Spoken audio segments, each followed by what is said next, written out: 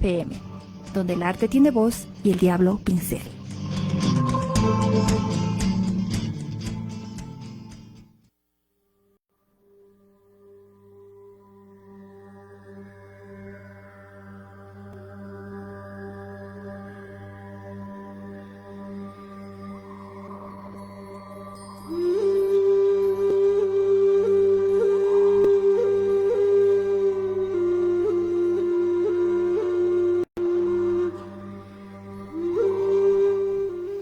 Buenos días, bienvenidos y bienvenidas a la Galería del Diablo. Buenos días, Diego, buenos días, Julieta, quienes nos acompañan en los controles. Saludo también a los chicos y chicas de la Facultad de Comunicación Social de la Universidad Central del Ecuador, quienes están visitando las instalaciones de la radio de la Casa de la Cultura Ecuatoriana. En esta nueva edición de la Galería del Diablo conversaremos con Fabián Amores Núñez. Hablaremos sobre su trayectoria multidisciplinaria, su pasión por narrar la historia y el patrimonio y la manera en que el arte escénico y la investigación se entrelazan en su trabajo. También hablaremos de pintura y recorreremos juntos varias obras de la escuela quiteña para observar sus detalles, su historia y lo que nos revelan sobre la fe, el arte y la sociedad colonial. Chio, buenos días, ¿cómo estás? Hola, buenos días. Mi nombre es Rocío Soria. Les doy la bienvenida a este espacio donde conversaremos sobre arte, memoria y cultura. Estamos ya en nuestro episodio 16. Gracias por acompañarnos y por seguirnos en nuestras redes sociales a través de Instagram y de Facebook y también en el YouTube a través de @Galería del Diablo. Hoy nos acompaña alguien muy querido para la casa, Fabián Amores Núñez, y con quien nosotros hemos compartido muchos proyectos. Él es guía nacional de turismo, investigador cultural, divulgador histórico, dramaturgo, actor y director del colectivo Mediarte, un verdadero hombre de proyectos y acciones. Su trabajo nace del amor por la memoria y por las historias que habitan los lugares, y desde la investigación y el teatro comparte el patrimonio de una forma viva, cercana y profundamente humana, creando siempre espacios de encuentro y conversación. Bienvenido, Fabián, a este programa. Empezamos entonces con la entrevista. Ya te habíamos entrevistado anteriormente, Fabián. Qué gusto tenerte aquí de nuevo. Sabemos que manejas toda una gran cantidad de información en torno al arte quiteño. Hablamos ya anteriormente, por ejemplo, de la primera escuela de arte colonial. Hablamos también de los primeros representantes. Vimos un cuadro de Mateo Mejía. Justamente nos quedamos ahí contemplando ese cuadro que tú explicaste con bastante detalle. Vimos también una obra atribuida a Miguel de Santiago, esta famosa imagen, este cuadro de grandes dimensiones de la Orden de San Francisco. Entonces venimos aquí nuevamente para continuar esa conversación tan interesante, para hablar de la escuela quiteña, de sus representantes y de aquellos detalles, de aquellos secretos que a veces nos costaría mucho descubrir y que gracias a ti vamos a conocer. ¿Cómo estás, Fabián? ¿Qué tal? ¿Qué tal? ¿Cómo estamos? Juan Carlos, Chío, siempre es un gusto estar aquí con ustedes, una vez más en el programa. Siempre es grato volver además a una casa que nos ha recibido siempre con los brazos abiertos y en la que pudimos conocer a gente increíble. Y bueno, a Dieguito, a Juli también. Siempre es un gusto volver. Y bueno, aquí estamos, a las órdenes, como siempre. Perfecto. Continuamos con esa conversación maravillosa que tuvimos acerca de los orígenes de la escuela quiteña. Nos dijiste que, en efecto, la primera escuela era la escuela que fue fundada en lo que ahora es el Colegio San Andrés, la Escuela de Artes y Oficios. Nos hablaste de algunos personajes clave para la creación de esa escuela, entre ellos Fray Jodoco Rique. Háblanos entonces ahora de cuál fue la evolución de esa escuela, quiénes fueron algunos de sus estudiantes más notables, y también vamos ya a ir entrelazando la conversación con algunos de los personajes claves del arte quiteño, entre ellos Miguel de Santiago, Goríbar, Caspicara, Bernardo de Legarda. Entonces te cedo la palabra para que continuemos con este diálogo. Claro que sí, bueno, como habíamos hablado un poco sobre el origen de la escuela, de la denominada escuela quiteña, Esto sí creo que es necesario como retomar un poco para poder que la gente entienda muy bien que cuando hablamos de escuela quiteña nos referimos a un concepto que tiene que ver con este gran movimiento artístico que se da en la época colonial en los territorios que fueron denominados por la corona española como Real Audiencia de Quito. ¿Ya?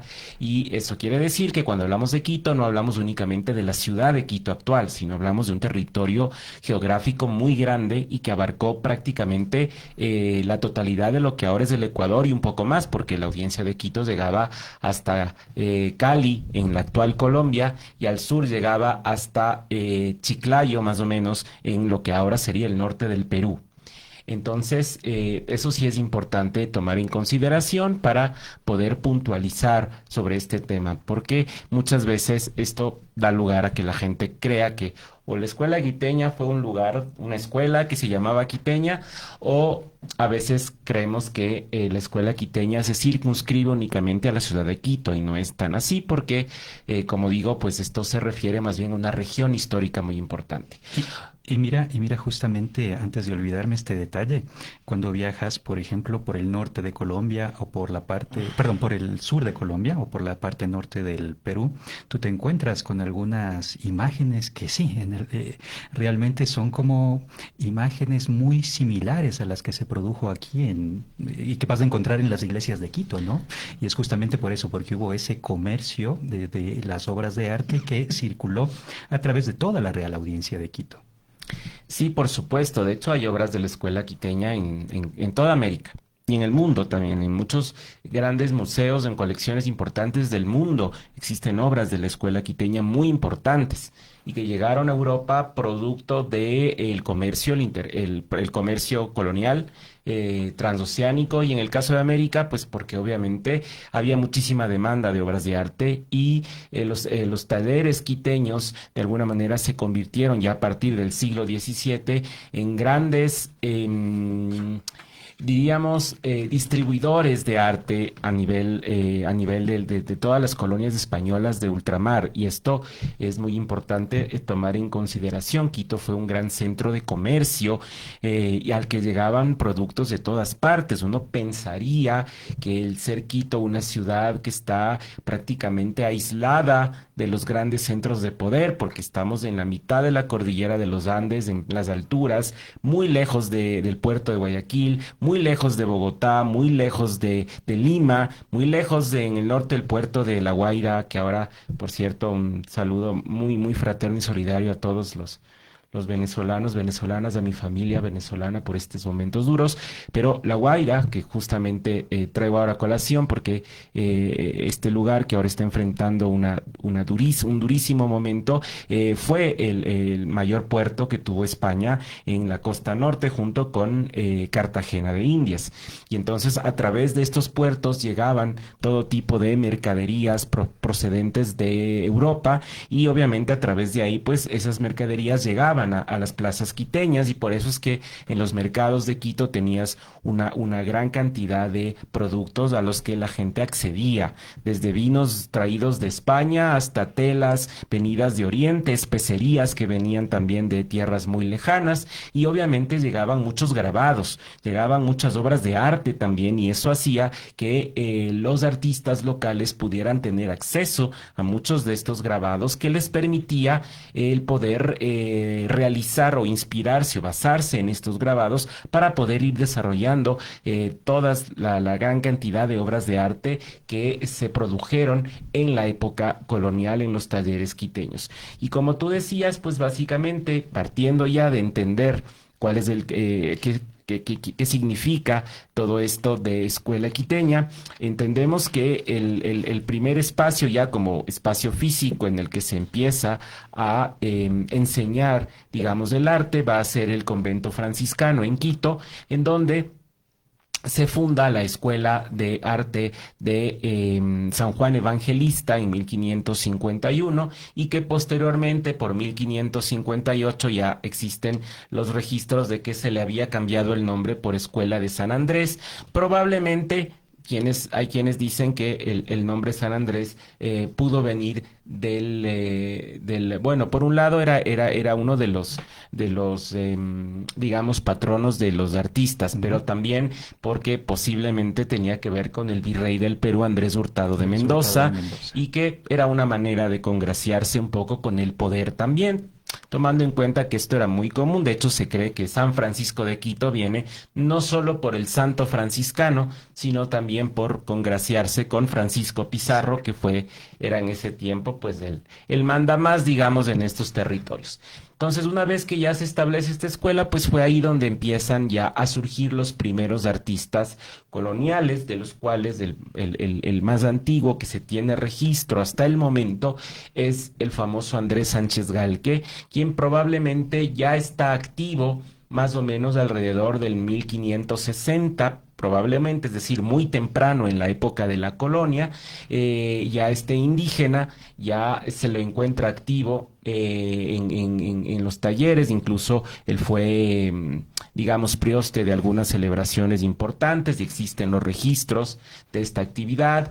Y bueno, esto hizo que él se convirtiera pues en uno de los primeros artistas indígenas conocidos, y obviamente su obra, la obra que más trascendió en el tiempo y en el espacio, ha sido la famosa obra de don Francisco de Arobe y sus hijos, que lo conocemos todos como Los Mulatos de Esmeraldas, que es esta obra que la hizo en 1599 por un encargo que fue para enviar al rey de España, y en la cual se puede ver a estos personajes tan interesantes que son estos afrodescendientes que están representados con vestimenta española, porque a ellos se los trajo desde Esmeraldas, una tierra que además tiene una historia muy interesante, porque los primeros africanos que llegan esclavizados a Esmeraldas era un barco, de hecho, que venía con esclavos desde Panamá hacia el puerto del Callao en Lima. Este barco tiene un accidente y se hunde frente a las costas de Esmeraldas, y únicamente hubo 17 sobrevivientes que lograron llegar a las costas de Esmeraldas, y al llegar ahí pues se encuentran con los indígenas que poblaban estos territorios de la espesa selva esmeraldeña. Al principio hubo ciertos roces, broncas entre ellos, como es normal, pues son gente extraña, diferente, que llega a un territorio que estaba poblado. Al final se produjeron algunas mezclas, y esto dio paso a que, por ejemplo, en el retrato de los negros de Esmeraldas, de los mulatos de Esmeraldas, lo que pasa es que tú los ves que están vestidos con ropas españolas, porque lo que sabemos es que se trajo a este don Francisco de Arrobe, que era el líder de una de las comunas negras más importantes de Esmeraldas, junto a sus dos hijos, y entonces se les puso ropa española para que posaran como modelos, pero ellos traían ornamentos de oro de los pueblos indígenas. Esto es interesante porque ya se ve esta mezcla que se produce cultural en esta época tan temprana en la colonia, ¿no? Y este cuadro obviamente actualmente se encuentra en el Museo de América en Madrid, y pues es una obra muy importante, porque es como el punto de partida para poder entender cómo empezó el desarrollo de la llamada escuela quiteña. Y lo interesante es que esto nos da una pista también de que cuando vas rastreando a los diferentes artistas, pues que en un principio, al menos cuando yo estudié historia del arte, yo entendía que estos artistas seguramente habrán sido mestizos o a lo mejor españoles, y resulta que luego vas entendiendo que no, que la gran mayoría fueron artistas indígenas, que aprendieron las técnicas de la pintura occidental española, y que obviamente pues acá le pusieron su toquecito también, porque entendamos que muchos de ellos se inspiraban en los grabados que llegaban de Europa, grabados en blanco y negro, y luego pues tienes que ponerle el color, pues tienes que tú ver los tintes, las pinturas, los pigmentos, los materiales para darle vida a esos cuadros y que logren lo que se buscaba, justamente el convencer a la población acerca del nuevo Dios traído de estas tierras. Y mira que es fascinante saber, entre algunos de estos detalles, cómo funcionaba el comercio de obras de arte, ¿no? A tal punto que no solamente encuentras en América, por ejemplo, no solamente en el Ecuador, sino en el Perú. Yo he visto varias imágenes que en efecto proceden del taller de un gran maestro del barroco español, Zurbarán. Y aquí justamente también en el Ecuador, en el convento de San Francisco, podemos observar una representación de San Francisco que parece que procede también del taller de este gran maestro Zurbarán. Y así como existe esta obra que es fascinante, a mí me sorprendió saber que, por ejemplo, ahora que estuve investigando sobre el arte colonial, que uno de los grandes representantes del barroco quiteño, a pesar de que procede de Panamá, él nació en Panamá, el padre Hernando de la Cruz, quien hizo este famoso cuadro del infierno que se encuentra en la Compañía de Jesús, fue maestro también de otro de los grandes representantes de la escuela quiteña, de Miguel de Santiago. Y otro dato, así antes de pasar a Miguel de Santiago, un dato que me sorprendió es que el cuadro que tenemos en la Compañía de Jesús es una copia, y el original, después de tanto buscar, encontré un librito escrito por una compatriota, una panameña que vino justamente a seguir los pasos, a seguir las huellas de Hernando de la Cruz. Dice que ese cuadro, el original, se encuentra en el Museo Británico. Lo que tenemos acá es en efecto una copia. Bueno, ahora sí, entremos entonces a este gran maestro que es Miguel de Santiago, ¿no? A quien también se atribuye un origen indígena. Aquí podrías explicarnos un poquito cuáles son esos orígenes y algunos detalles de su producción artística. Claro, algo que es muy importante tomar en cuenta es que para poder entender también el arte quiteño hay que entender quiénes lo estudiaron. Y obviamente entendemos que los primeros historiadores que tuvimos en el país, bueno, el primero historiador, los primeros, digamos, esbozos de una historia regional aparecen en la época de la Ilustración, en el siglo XVIII. Y obviamente estamos hablando que en su mayoría pues eran religiosos, en su mayoría eran jesuitas. Y entonces esto hace que las lecturas que ellos tenían respecto al pasado, a la historia de la época, pues son lecturas que responden a la visión del momento en el que ellos vivían, y también entendiendo que hubo una época en la que se intentó blanquear la historia ecuatoriana y blanquear la historia quiteña también por el hecho de ser la capital, por el hecho de ser como el centro del poder político de esta región colonial. Entonces había que de alguna manera blanquear. Y eso pues generó que de alguna manera cuando ya empieza a haber historiadores propiamente dichos del arte a principios del siglo XX, como el padre Vargas, por ejemplo, vas viendo que generalmente se hablaba acerca de los pintores y te hacían creer como que eran mestizos o que sí tenían por ahí algo indígena, pero que había algo español. Y eso pasa con muchos, como el propio Sánchez Galque, al que ya se ha logrado determinar por los documentos existentes en los archivos de que él era registrado como indio, ya, y de hecho fue casado con una india. Ya, y así estaban registrados, eran naturales, como se les conocía en la época. Y entonces cuando hablamos de Miguel de Santiago, que es un personaje muy grande, muy importante en la época colonial por la gran prolijidad de su obra, además por la cantidad de obras que él produjo en toda su historia, tomando en cuenta la época en la que le tocó vivir, siempre se pensaba que era un mestizo muy blanqueado, porque de hecho tú ves el 21 dibujito que ves rodando en redes sociales y en los libros de antaño de historia de Miguel de Santiago es un señor con una especie de boina y con unas barbas y con un aspecto muy castizo, diría yo. Y así crecimos escuchando, o sea, crecimos aprendiendo que ese era Miguel Santiago. De hecho, leías del Terruño. De las nuevas generaciones seguro no conocerán, pero en mi generación crecimos con el Terruño, que era un libro muy importante en las escuelas. Y ahí la imagen que había de Miguel Santiago era esta, tal cual. No tengo el dato de cuál fue el artista que hizo esa imagen, pero es la imagen más difundida de Miguel de Santiago. Bueno, ya desde hace algunos años atrás, si no estoy mal, en el 2000 a partir de 2017, por ahí, el INPC decide comenzar ya un proceso interesante de reinvestigación de Miguel de Santiago, de relectura de su vida, de los documentos existentes, para tratar de descubrir realmente al hombre detrás del mito.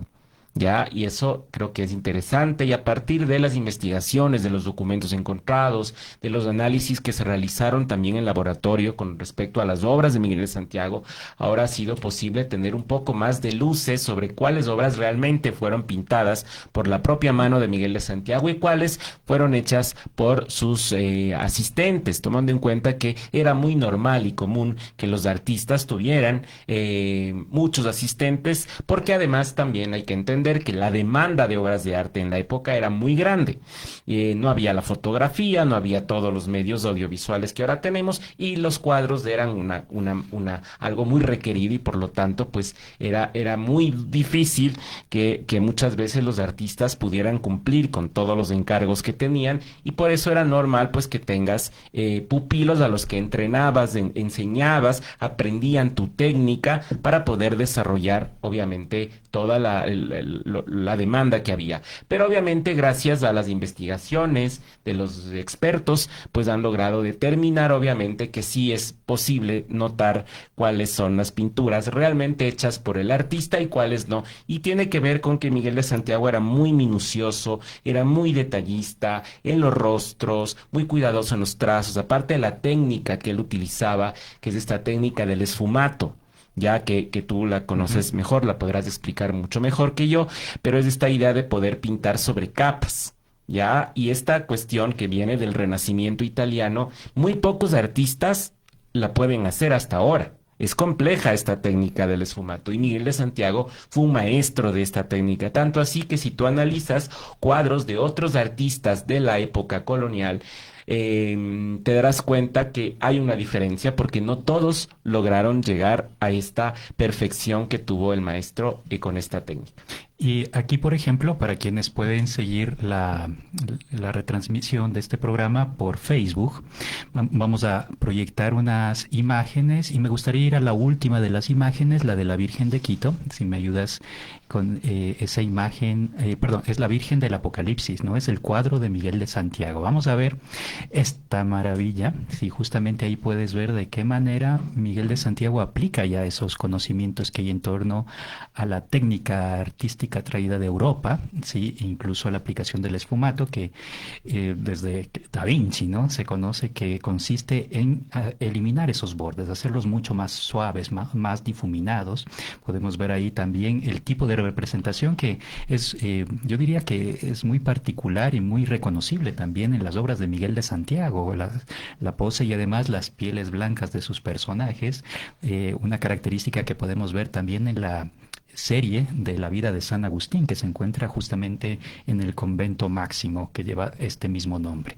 Entonces, antes de todas maneras de entrar, porque mira cómo se nos va el tiempo, vamos a hacer una pequeña pausa antes de ya entrar de lleno a estos maestros y este tipo de representación, sobre todo a las representaciones marianas. Vamos a hacer esta pausa para entrar a la bitácora.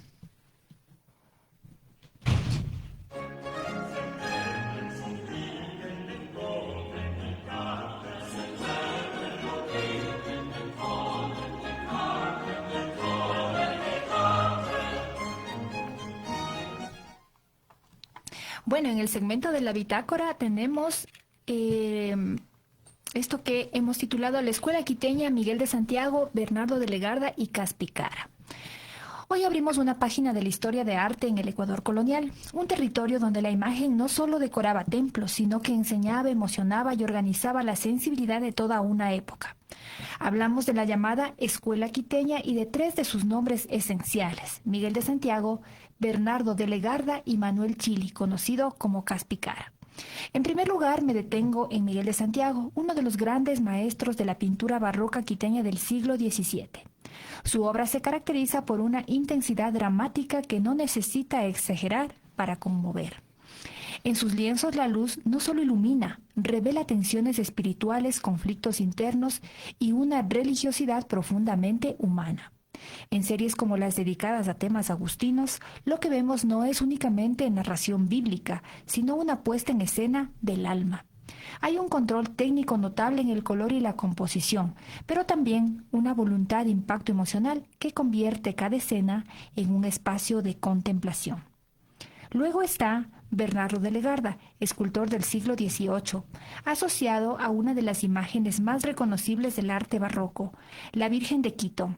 Esta escultura rompe con la rigidez de las representaciones anteriores y propone una figura en movimiento, ligera, casi aérea. Finalmente, Caspicara o Manuel Chili representa uno de los puntos más altos de la escultura colonial en América. Su obra sorprende por el realismo anatómico y por una capacidad única de transmitir dolor, ternura y humanidad en la madera. En sus cristos y figuras religiosas, el sufrimiento no es abstracto, es corporal, visible, casi respirable, pero al mismo tiempo hay una belleza contenida, una dignidad que evita el exceso y se instala en lo emocional. Caspicara no solo esculpe figuras religiosas, esculpe estados del alma. Al observar a estos tres artistas en conjunto se entiende algo fundamental. La escuela quiteña no fue solo una corriente estética, sino una forma de pensar la imagen como experiencia espiritual, pedagógica y emocional. Miguel de Santiago nos lleva al drama interior, Legarda al movimiento ascendente de la fe y Caspicara al cuerpo como lugar del dolor y la trascendencia. Tres miradas distintas, una misma tradición, la de un arte que no se contempla a distancia, sino que interpela directamente a quien lo observa. En Miguel de Santiago, Bernardo de Legarda y Caspicara, el arte se vuelve emoción, movimiento y cuerpo, una manera de pensar el mundo desde la devoción y la sensibilidad. Estas obras no se miran solo como historia, se sienten como presencia. Nos hablan todavía desde la quietud de los templos, con una fuerza que no se ha apagado. Dejemos que esa atmósfera de misterio y emoción nos acompañe también a través de la música. Escuchemos la siguiente pieza escogida por Chío. Chío, ¿qué tenemos para hoy? Tenemos una pieza que es de Manuel de Sumaya. Se llama Celebren, publiquen, entonen y canten. Es una pieza del barroco mexicano, novohispano. Uh-huh.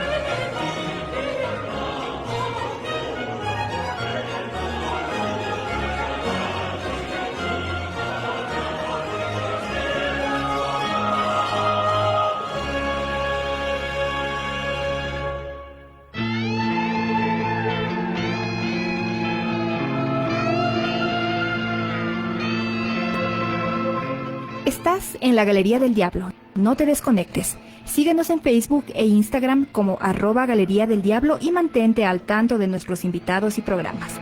Vamos a una breve pausa y regresamos por 100.9 Cultura FM.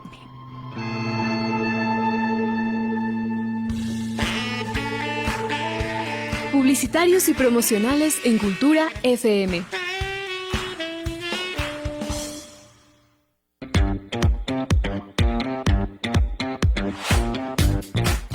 El laberinto, distintas puertas, diferentes caminos. Radio Revista Cultural con Julieta Andrade. Acompáñame a conocer sobre tecnología, salud, cultura, arte, música, curiosidades del mundo y reflexiones de la vida. Escúchanos los jueves y viernes de 10 a 11 de la mañana por Cultura FM 100.9, Radio Casa de la Cultura Ecuatoriana 940 AM y nuestras páginas web. El laberinto, distintas puertas, diferentes caminos.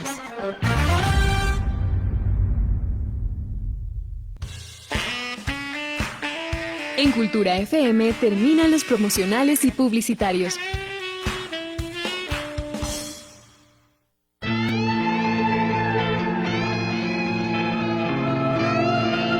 Ya estamos de vuelta en la Galería del Diablo.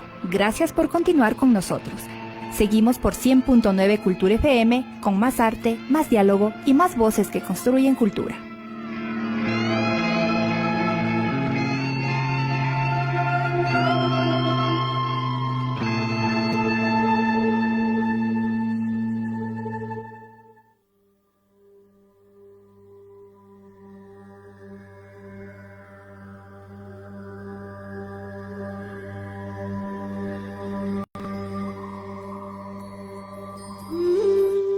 Continuamos en la Galería del Diablo. En esta conversación con Fabiana Mores estamos hablando sobre la escuela quiteña, sobre el barroco, sobre los grandes representantes de esta escuela a la que volvemos y que nos sigue inspirando cuando hacemos arte, cuando hacemos pintura. Tenemos aquí una imagen, ¿sí? Es una escultura de Bernardo de Legarda, es la famosa Virgen de Quito.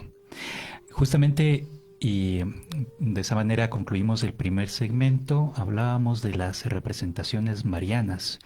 Mostrábamos hace poco una imagen de Miguel de Santiago, la famosa Virgen del Apocalipsis, y ahora nos topamos aquí con esta imagen.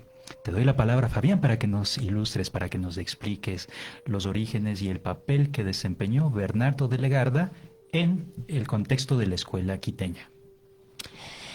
Claro que sí. Bueno, estamos hablando de la importancia de Miguel de Santiago. Una de las imágenes más icónicas del arte barroco quiteño tiene que ver con la representación de la Virgen Apocalíptica, como se la conoce, porque esta es una imagen que proviene del primer libro del Apocalipsis, en el cual se hace mención de una mujer vestida de sol que descenderá de las alturas y se posará sobre un dragón de fuego, que es más o menos una idea figurada del demonio, ¿no? Del mal, ¿no? Y es un poco el triunfo del bien sobre el mal. Esta imagen que había sido muy representada en la Edad Media en Europa, parece que dejó de tener importancia en Europa y empieza a cobrar mucha fuerza acá en América, y principalmente en el caso de los talleres quiteños.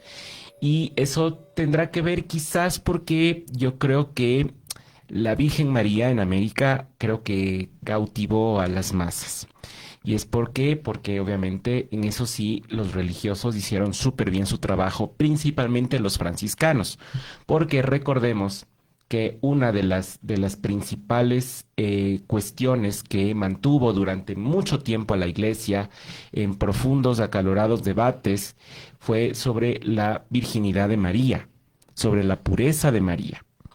Y de hecho, en los montón de años que duró el famoso Concilio de Trento en 1544 a 1563, durante todo este proceso, una de las principales cuestiones en la que no se ponían de acuerdo era si María era o no era virgen, porque eso fue una de las principales, reclamos de los protestantes. Frente a eso, entonces se decide crear la imagen de la Inmaculada Concepción con esta idea de mostrar a la Madre de Cristo como pura y sin mancha, inmácula. Y entonces los franciscanos en ese sentido fueron los que más apoyaron esta tesis.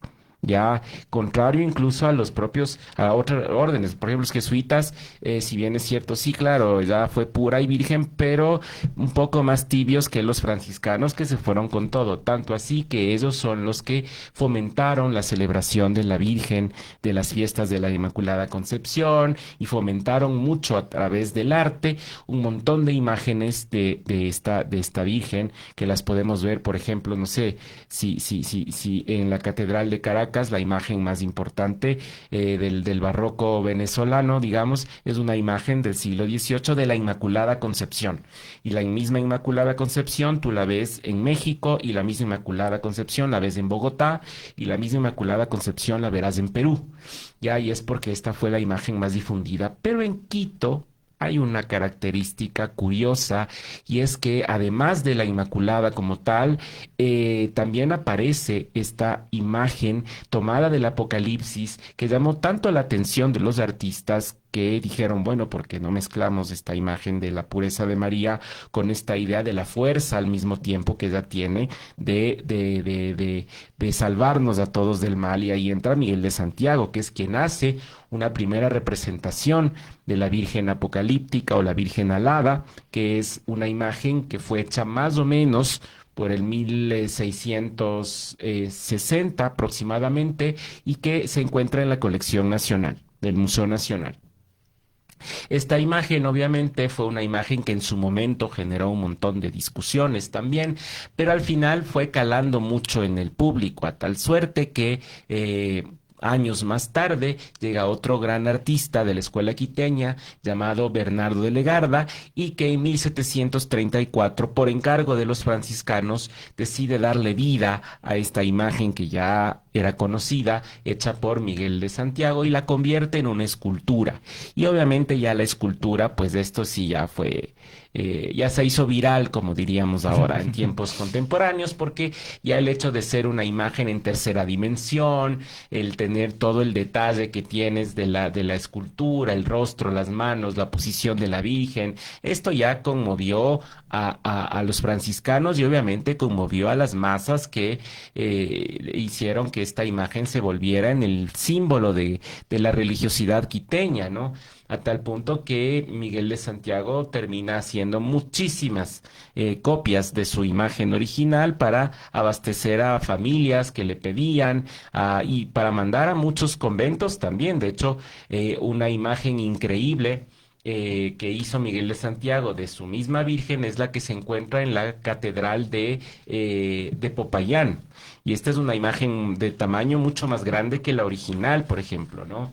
Y es una imagen espectacular que está ahí por el encargo que le hicieron los franciscanos para mandar a este convento en Popayán, y que fue fundado probablemente por el propio Jodocorrique, que es el fundador de Quito también. Entonces, esta es una imagen que se hizo muy popular en los territorios de la audiencia de Quito, y que trascendió hacia otros lugares. De hecho, hay una Virgen que descubrí que está en una colección de un museo alemán, por ejemplo.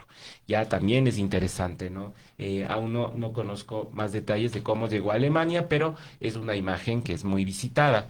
Entonces es interesante porque además creo que esta imagen refleja un montón de cosas, y creo que la imagen como tal llegó a calar mucho en la gente, porque pienso yo que era una Virgen mucho más cercana, era una Virgen que de alguna manera mezcla lo celestial por las alas, este halo de luz que es una corona de plata, en este caso en la escultura, pero además el rostro sí, la escultura quiteña suele ser muy blanca, pero hay una característica en esta blanquitud, y es que los rostros están hechos con la técnica del encarnado, en la cual el artista lo que hacía era que frotaba la piel, sobre todo a nivel de los cachetes, de las mejillas, con la vejiga del cordero y la saliva para obtener ese brillo especial en el rostro que lo hace parecer porcelana. Y además está este rojizo que se le pone en los cachetitos, que lo ves, y es muy común ver en las poblaciones que viven en los Andes. Pues tú vas a Cotopaxi nomás se dice hay este dicho que se les llama a los mashcas, ¿no? Del Cotopaxi, y que se les solía decir pasposos, porque tenían la tez blanca, pero los cachetes colorados. Y es porque vives en el páramo, pues vives en las alturas de las montañas, y obviamente el frío te quema pues del rostro. Esto se observa en la escultura quiteña y es una característica muy nuestra. Aparte, la postura de la Virgen también, que hoy nos parecerá cualquier cosa, ¿no? Para la época, esta postura de la Virgen fue rompedora, porque tú te das cuenta que la Virgen parece que estuviera bailando, claro, parece que estuviera en movimiento, y eso es una característica también de la escultura quiteña muy interesante. Tú ves las esculturas, por ejemplo, de los famosos maestros de Granada y Sevilla, en la España del siglo XVI y XVII, y te das cuenta que es una escultura perfecta, trabajada muy bien, pero que es más rígida. Sí, ya, en cambio, en la escultura quiteña, tú ves que hay una soltura, hay un movimiento, y llegar a eso ya tenías que ser un genio. Sin contar, además, que generalmente en los talleres de escultura, tú tenías un montón de gente que trabajaba en un taller de escultura y que cada persona tenía se dedicaba a algo concreto en la escultura. Habían los plateros que hacían en este caso, podrían haber hecho las alas y la corona, otros que hacían las manos. Y a otros se encargaban de la técnica del encarnado para la piel de la escultura. Otros, en cambio, se dedicaban a todo lo que es la vestimenta. Pero, al parecer, Miguel de Santiago hacía todo. Ya él era un genio que manejaba diferentes partes del oficio. Él era escultor, era pintor, era dorador, era tasador de obras de arte, era restaurador, era conocedor un montón, porque se nota que él leía muchísimo para poder tener una idea más clara de lo que él quería representar a nivel de su obra, porque hay pinturas de él también en la colección nacional. De hecho, hay una Sagrada Familia que es maravillosa. Y entonces sí, es un gran artista, y por eso creo que esta imagen caló. También tiene símbolos importantes como la media luna, ya, y la media luna nos acerca un poco al mundo indígena también, la luna, la Quillamama, la misma idea de una Virgen María como esta imagen de la Pachamama. No hay una imagen de la Pachamama en tiempos prehispánicos, no se la representaba, pero ya en la colonia la Virgen adopta este carácter de ser considerada como la Pachamama, ¿no? Por ser femenina, por ser la madre de un dios, ¿no? De un hombre Dios. Entonces es como la Pachamama, y eso es bien interesante observar. Pero también esta media luna también me hace pensar mucho en los árabes, tomando en cuenta que 8 siglos dominaron la península ibérica, y por qué no pues pensar que por ahí la representación lunar tiene que ver con esta influencia que tuvo. Pero además también hay un cierto aire, como ya lo decía el propio padre Vargas, hay un cierto aire medio oriental en la Virgen, y es porque también no hay que olvidarnos que un territorio muy importante para España fueron las Filipinas.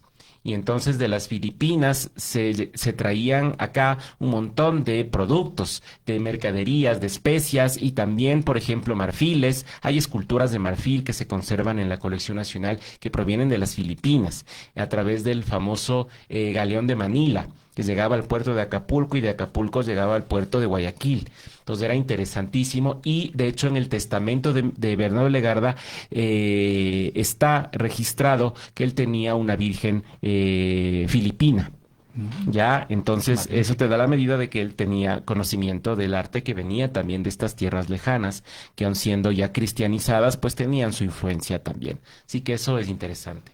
Y justamente en contraste, ¿no? Con la imagen que vimos anteriormente de Miguel de Santiago, donde aparece todavía esa hermosa mujer en una postura muy rígida. Aparece esta imagen, ¿no? Marcando ese contraste. Esta mujer de la Virgen apocalíptica, representada por Bernardo de Legarda, ¿no? Mostrando otra postura, el movimiento. Por último, y antes de, mira cómo ya casi se nos acaba el tiempo para la entrevista, vamos a ver una última imagen que se trata también de una escultura, ¿no? Es una escultura de Caspicara. Vamos a verla, que tenemos aquí, ¿no? Entonces es otra representación mariana, un poquito distinta, bueno, aunque todavía podemos también notar, ¿no? De qué manera se expresa a través de del movimiento de las manos.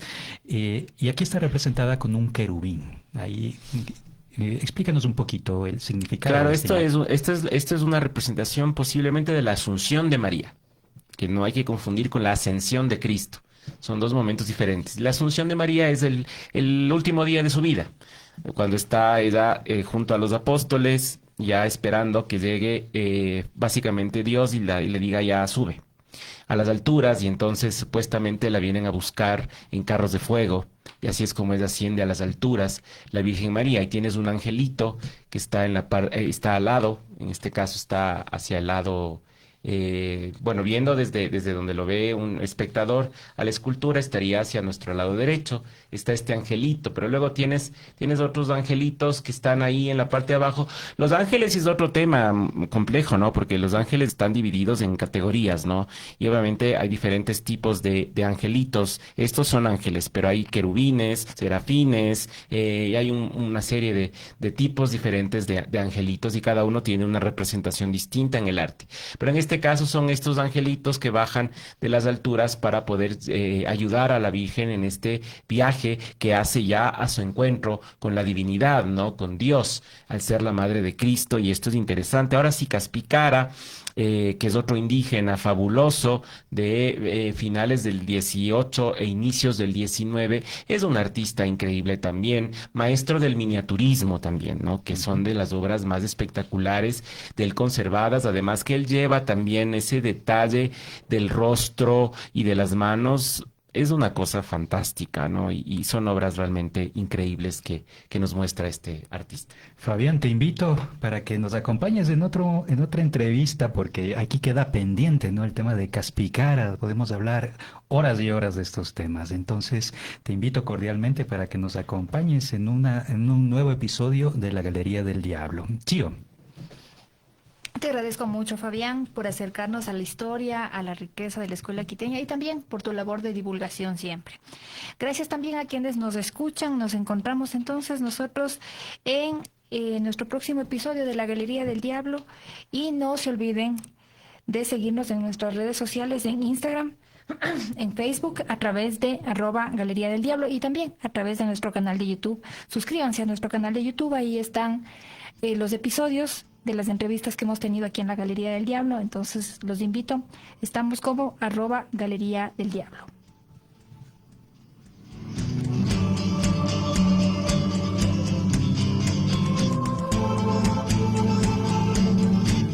Esto fue La Galería del Diablo, un espacio de difusión para pintores y creadores.